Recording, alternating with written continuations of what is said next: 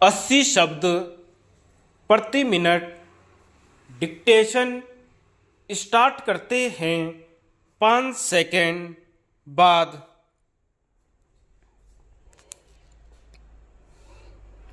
महोदय, वहां आई वृद्ध महिलाओं में से एक महिला ऐसी थी जिसका पति गंभीर रूप से बीमार होकर चारपाई पर पड़ा था। वह महिला अपने पति की पेंशन लेने आई थी, लेकिन कानून के अनुसार उसे पति की पेंशन देने से इनकार कर दिया गया।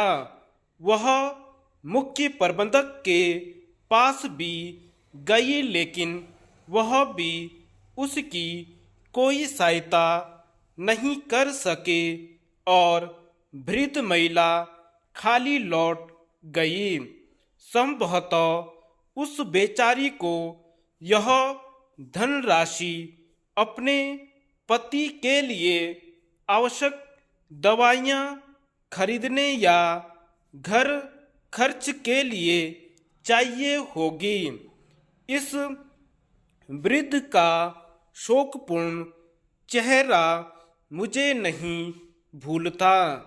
सरकार व रिजर्व बैंक तथा बैंक अधिकारियों को चाहिए कि वे ऐसी कोई व्यवस्था करें जिससे गंभीर बीमारी या अशक्तता के कारण कोई व्यक्ति अपने खाते से बैंक से पैसा निकलवाने या पेंशन लेने न आ सके, तो उस व्यक्ति की पत्नी या किसी परिजन से आग्रह पत्र मिलने पर बैंक उस व्यक्ति के घर पर ही उसके द्वारा वांछित राशि अपने किसी कर्मचारी द्वारा भिजवाने की व्यवस्था करें।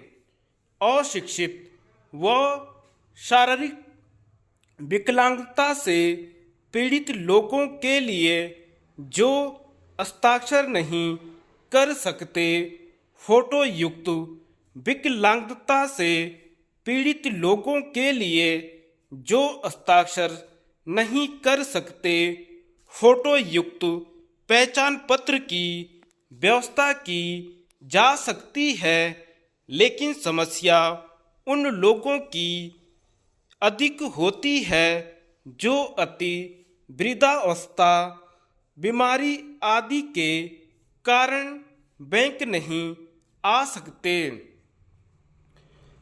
पहले ग्रामीण क्षेत्रों में ग्राम प्रधानों की संस्तुति पर उनके परिजन उनकी पेंशन आदि ले आया करते थे या उनकी पेंशन कोषागारों द्वारा मनी ऑर्डर से भेज दी जाती थी। लेकिन अब यह व्यवस्था भी अनेक क्षेत्रों में बंद हो गई है, जबकि व्यवस्था तो ऐसी होनी चाहिए कि 65 वर्ष के बाद यदि कोई वृद्ध चाहे तो उसकी पेंशन घर पर ही पहुंचाई जाए। आखिर बैंक जनता के एक एक पैसा जोड़कर जमा किए गए धन से ही तो चलते हैं। अगर वे वृद्ध तथा अशक्त लोगों को बैंक में जमा उनकी राशि में से वांछित धनराशि उनके घरों तक ही पहुंचाने की व्यवस्था कर सकें, तो यह एक शुभ कार्य होगा तथा जनता का बैंकों के प्रति विश्वास बढ़ेगा।